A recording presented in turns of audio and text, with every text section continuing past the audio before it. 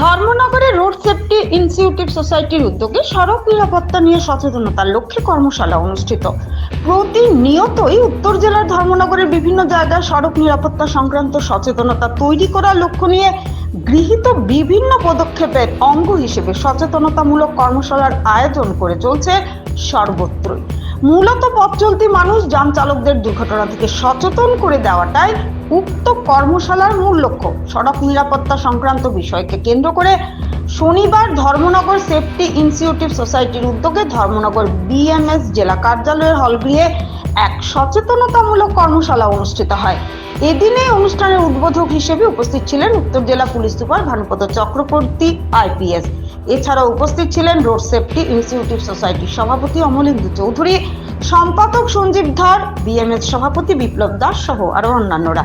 এই কর্মশালায় আলোচনায় অংশগ্রহণ করে জেলা পুলিশ সুপার ভানুপদ চক্রবর্তী এই সময়ের মধ্যে ক্রমবর্ধমান সড়ক দুর্ঘটনা নিয়ে উদ্বেগ প্রকাশ করার পাশাপাশি আগামী দিনে সকলেই যথাযথভাবে সড়ক নিরাপত্তা সংক্রান্ত বিধিসমূহকে মান্যতা প্রদানের আবেদন করেন।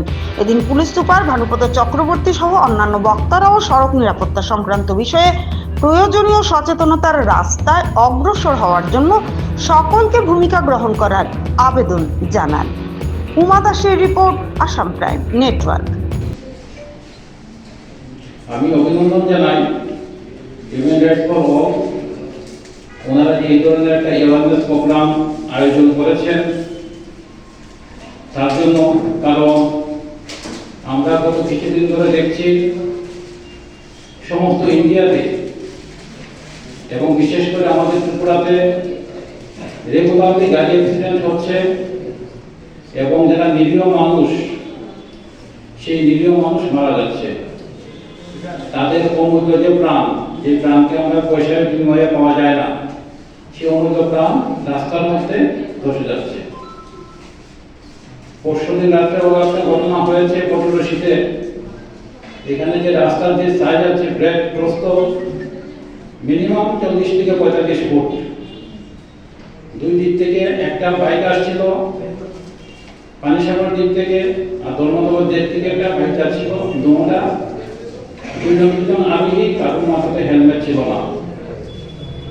এই 45 ফিট রাস্তাতে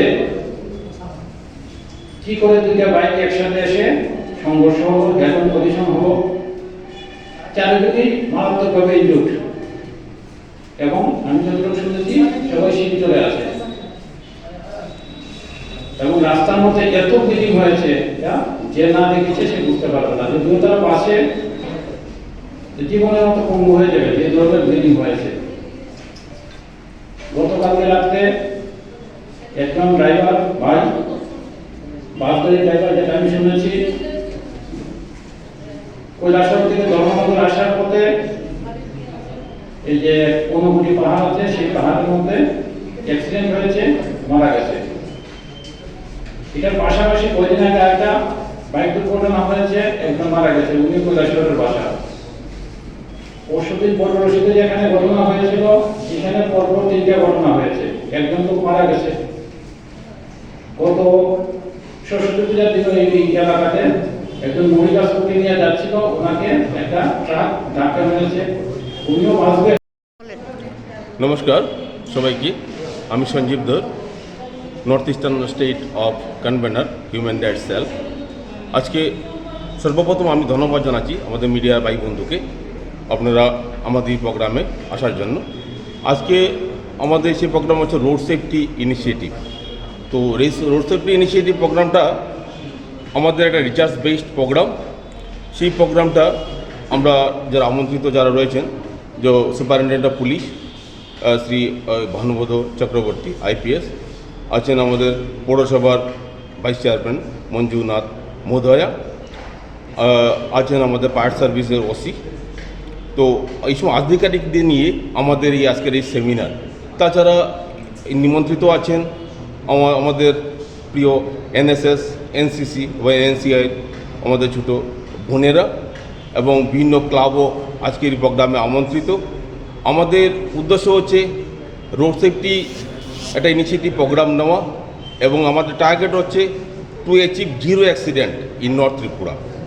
তো সেই জিরো অ্যাক্সিডেন্ট কনসেপ্ট নিয়েই আজকে আমাদের এই সেমিনারে আলোচ্য বিষয় এটাই থাকবে কিভাবে আমরা আমাদের ধর্মনগরকে অ্যাক্সিডেন্ট মুক্ত করতে পারি, এবং সেই জন্য আলোচনা থাকবে এবং সেই যেখানে যারা নিমন্ত্রিত অতিথি আছেন ওনাদের এই গুরুত্বপূর্ণ মূল্যবান বক্তব্য আমরা শুনব এবং সেখান থেকে আমাদের একটা সিদ্ধান্ত আমরা নেব, এবং যে রিসার্চ পেপার আমি আগেই বলেছি পরবর্তী সময়ে সেই রিসার্চ পেপার আমরা বিভিন্ন অথরিটিকে, গভর্নমেন্ট অফ ইন্ডিয়াকে আমরা প্রোভাইড করব। এবং আজকের এই আলোচনা চক্রের অর্গানাইজকে organise road safety initiative organisation. তো আমরা সেই রিসার্চের যেটা আমাদের হবে সেটা আগামীতে আপনারা অ্যাভেলেবল হবে, আমরা পেয়ে যাবেন। তো এটার থেকে মেইন মুদ্রা বিষয় হচ্ছে অ্যাক্সিডেন্ট থেকে কীভাবে মুক্ত রাখা যায় ধর্মনগর বা মুক্ত করা যায়, সেটাই আজকে আমাদের উদ্যোগ।